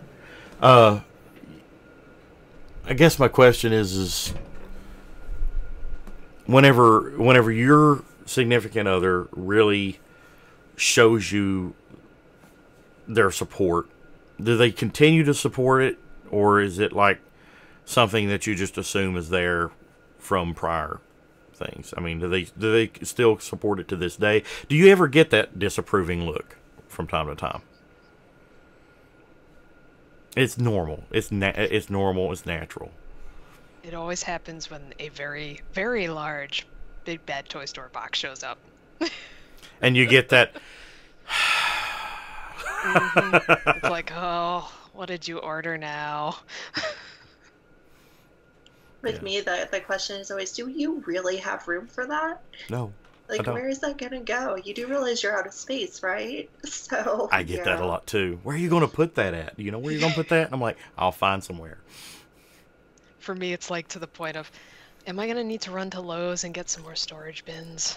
Like, do you have enough room in storage for all this? So Anna, do you have you had some more research that you want to talk about? Please put it in quotes. Research. Air quotes. Research. Honestly, the last thing I really wanted us to talk about, because I know we've already gone at a decent length. The last thing I really wanted us to talk about was just toys. And not like, let's just talk about toys, but female figures. It's something that I didn't originally plan to ask people about, but I really realized that I should ask people about. And that's how we feel about not just the representation as far as in the fiction, but actually in the toys. Because, recently we have gotten, as you mentioned, as we talked about for just a minute, we have gotten more female figures. And you got out your Nova Star, and I complained about it because I really don't like that figure very much. And there's been quite a number of female figures that have come out that aren't great, and there's been some that are really good as well. So I think it would be cool if we spend a little time talking about, is it a good thing to try to bring in female figures? Is it really helpful? And what if they're terrible? Arachnid, anyone? Exactly. One person that I talked to told me that she didn't buy any of the female figures that came out because she hasn't seen any that she actually thought were good. She actually thought they were all worse than most of the male figures that came out. And honestly, like, as much as in my mind I was like, I'm going to bring up some ones to prove her wrong, I was like, well, honestly, not really. I didn't really have any great ones to bring up. I have a few in a pile over here to show examples of ones that I think are, good enough and ones that I think are absolutely atrocious. But I still own them. So yeah, other people's thoughts. I'll let everybody else. I know most of actually, probably 100% of my female characters and toys are still sealed. I have a few like loose ones, but even just like looking at them through the packaging, they just seem so fragile to me. And that's probably the female, structure. Everything's got to be dainty and and I almost feel like if I mess with them, I'm gonna do something and break it. I'm waiting for a Transformer to have that. I don't know if you get this reference, but have that Nia Jax build. The female wrestler Nia Jax. She's a plus size wrestler. Why not have a plus size Transformer female character? There are a couple larger female characters in More Than Meets the Eye. They were introduced. They were hanging out with Thunderclash, I believe. That's where Velocity was on that same crew, and they're pretty big and bulky. But, yeah, it would be great to see them as toys. Absolutely. I agree with the fragility thing, because one of my favorite female molds that I do have a couple of is this one, which I do like quite a bit, but several people which one is that for the audio listeners? So this is the MMC mold that they did. Gosh, it's pretty old now, right? Like it's a 2012 or so mold, I think. Based on Azalea? Yep. Yeah. Yeah, so this is Zinnia, which is a repaint or a recolor. I guess there's not really any paint on this figure to speak of. There's like 2 strips of paint, but it's a version of the Azalea mold, and a lot of people where I've said, ooh, I really like this one, they're like, well, I really like MMC stuff, but that one is just too fragile for me. It doesn't transform very well and things like that. And I honestly have to agree, even though I like it for posing as a humanoid figure. I'm very gentle with my figures, so I don't really worry about breaking them. But I know some people are more, rough with their figures, so they might kill this poor thing, which would be a bummer. But it also, I really do not like the transformation on this. It's finicky and bizarre and not wonderful compared to some other figures I have that look just as good but transform a lot better. Like other MMC figures, for instance. So I definitely see the fragility with a lot of them. And I think our other option that we see most of the time is, I know Peter brought up that he really likes Nautica, is when we get a version of a character that we like that is just right. Exactly. I see that finger. Why don't you like it? Because it's just a straight up repaint with. It's a blur with plug-in wings and yeah. Someone recently told me this is not just a repaint. They added wings. Okay, see, I liked that version. And I will say, I have, other than the Quintessons that came out by Impossible Toys, I have 0 third-party product in my collection.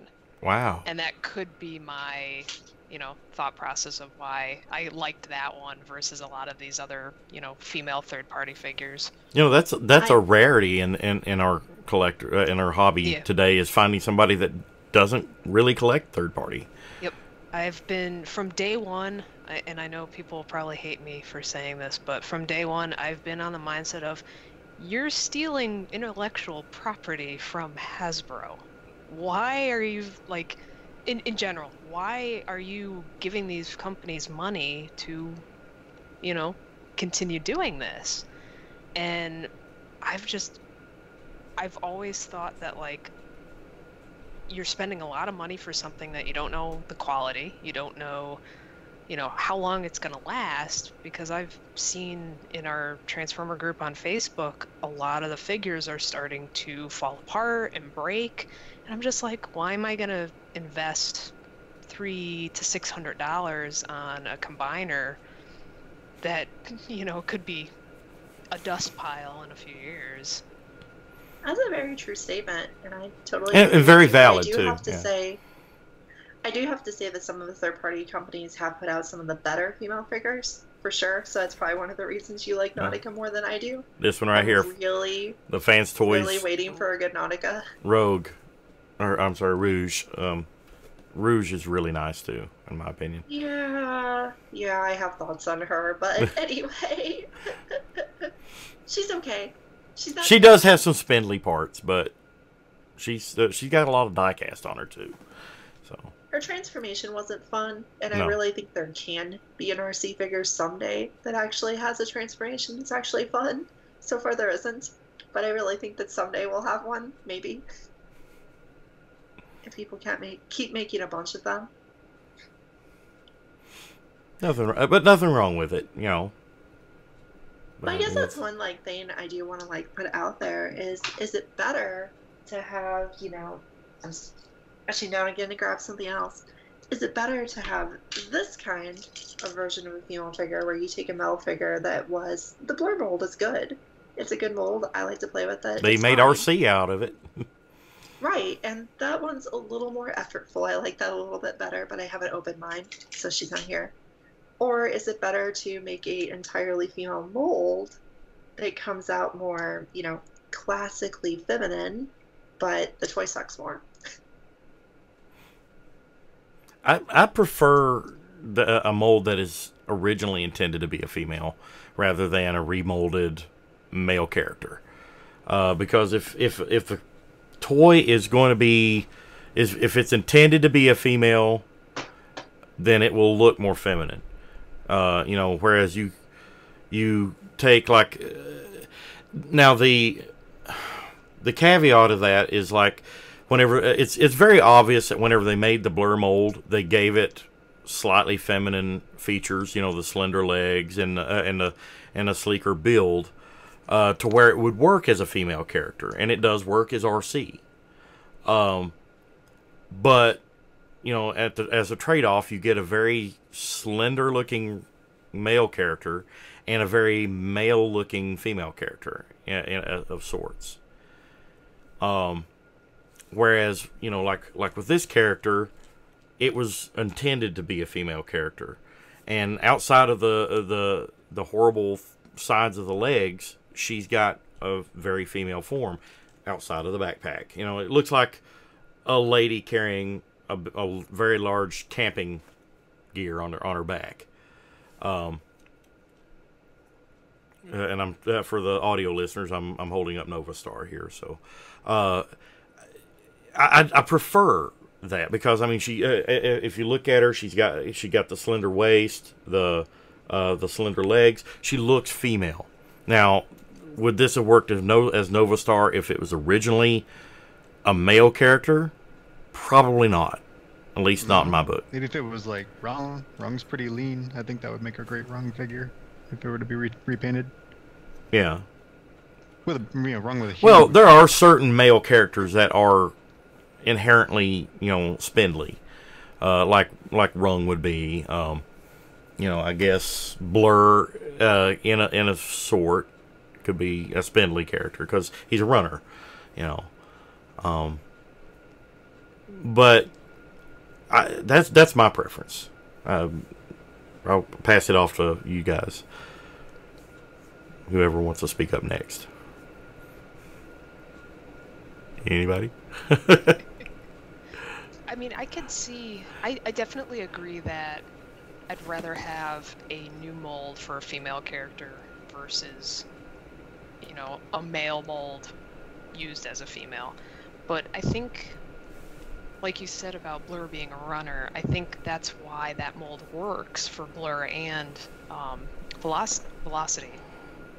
Because, or is it Nautica? No, It's Nautica. it's Nautica.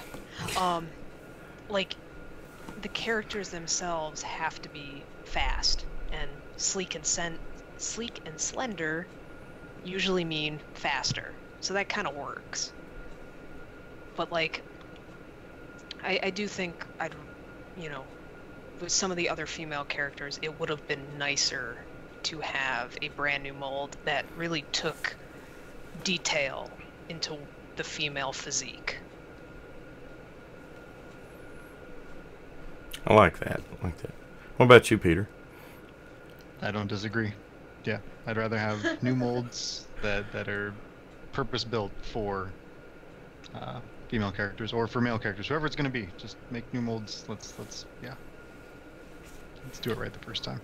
So, we've actually went a little bit longer than we normally go, but like I said, this is the 300th episode. Very special topic, very important topic.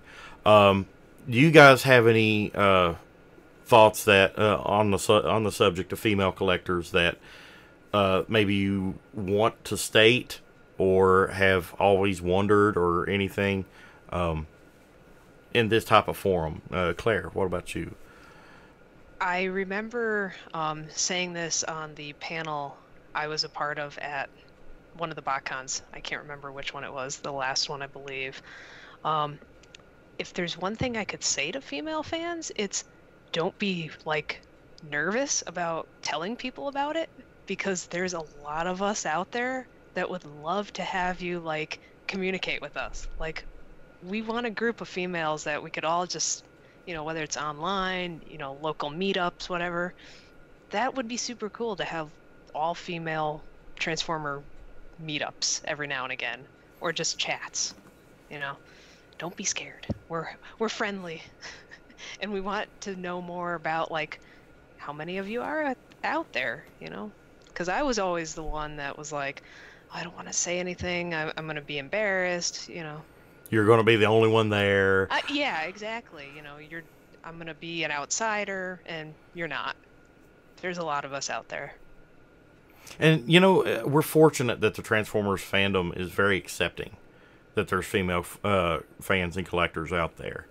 I've never, in all my years going to BotCon or any convention for that matter, or even going on the boards, and you know how vicious the boards can get sometimes, I've never really heard people talking bad about female collectors, or being a collector, a girl collector of any capacity of Transformers.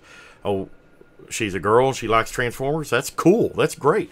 Most Transformers fans and collectors find it really cool.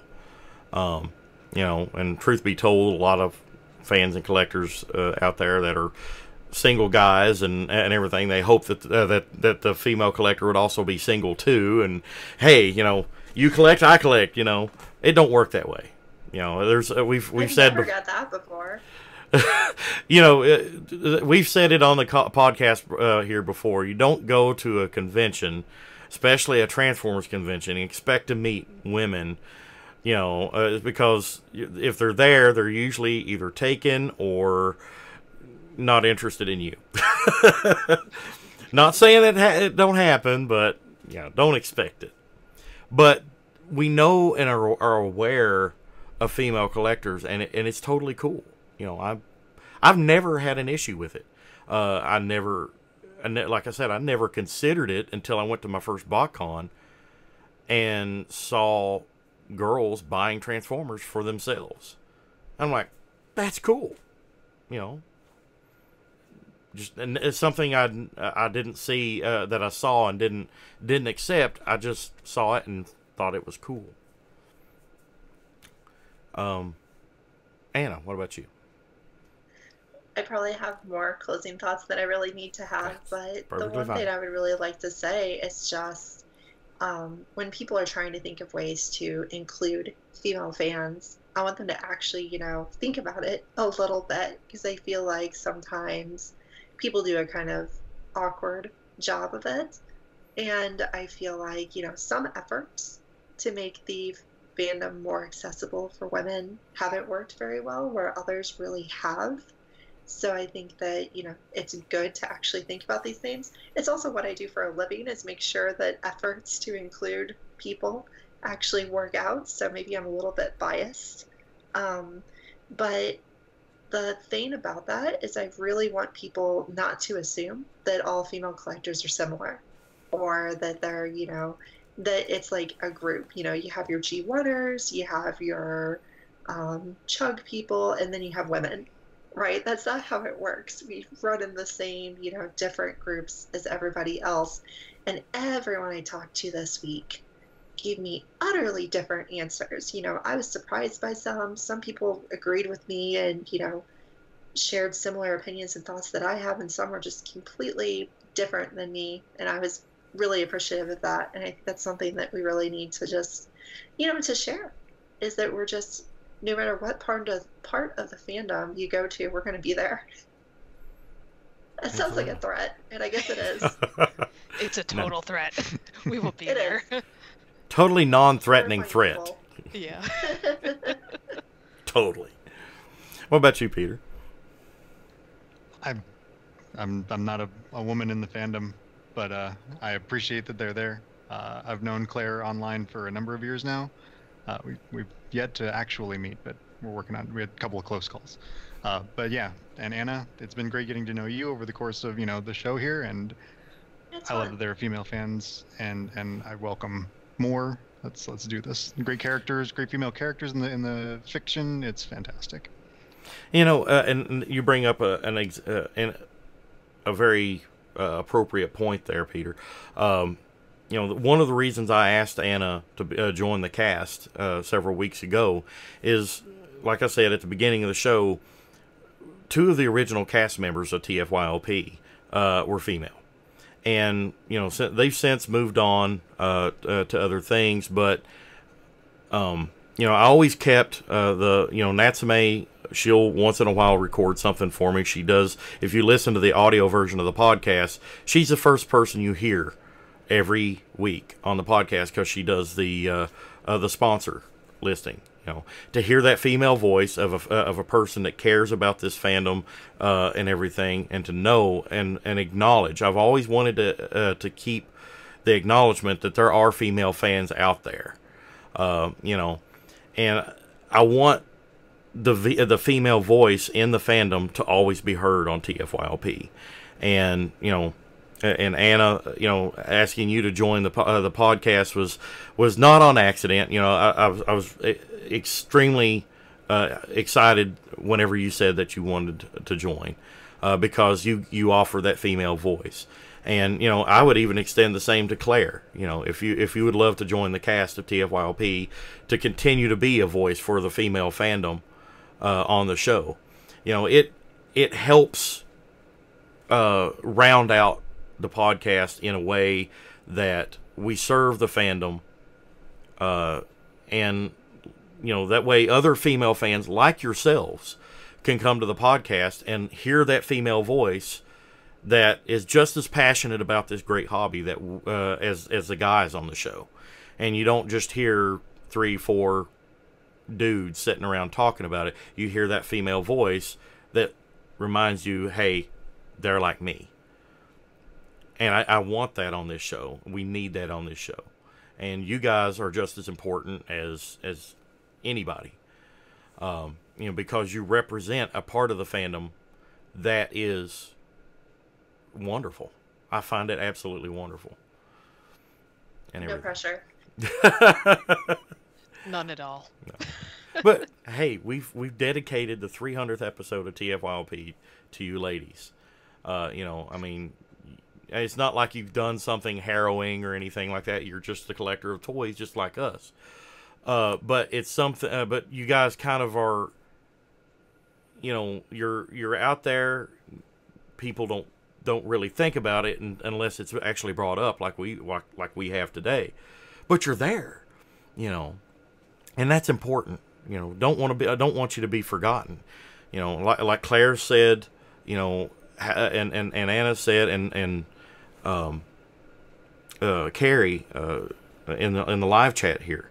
You know, how often have you sought out, you know, to talk with either other female fans?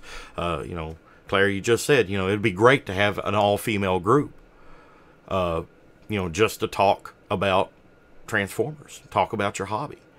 You know, so that tells you right there that other females, fans, and collectors are seeking out other female fans and collectors to share this hobby with.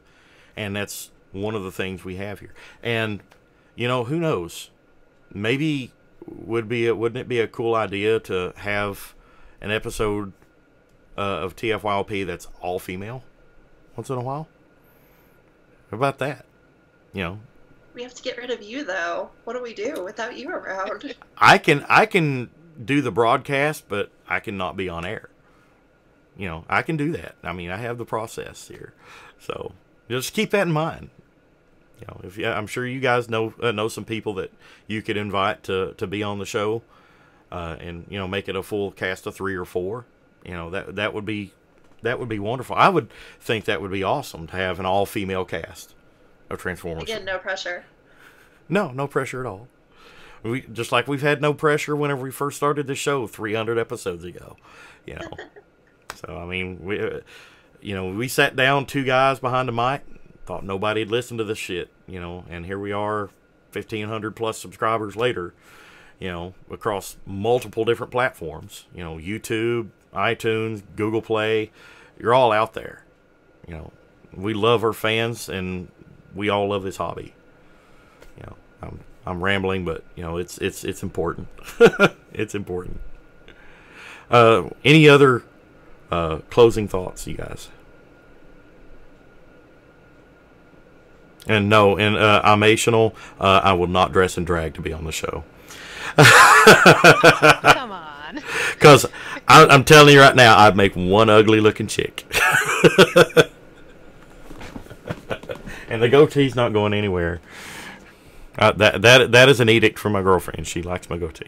So she said, "You shave it, I'm gone." I'm like, okay, I'll keep it. All right, guys, this has been a really fun episode, at least for me. I hope it was for you guys. Claire, This is great. I thank you so much for being on today, and I'm serious. I'm totally serious. If you want to join us, that would be great too. And Thanks for having me on. Give you that outlet to talk with other fans that, you know, sometimes you don't get from BotCon, you know, because there are no more BotCons. Don't give up hope. Yeah. Never give up. Never string. surrender. That was a good one. Yes. Anna, thank you for being on this week, and thank you for all the research that you did. But it was great stuff, and without you, I mean, I thought all week about stuff to talk about on the show, and but I'm like, who better to talk to other female fans and talk about other female fans than a female fan? And that's why I kind of saddled you with a little bit of it, you know, and I'm like, let's come up with something. And I think we've came up with a really good show and everything. And I don't think I scared them too much.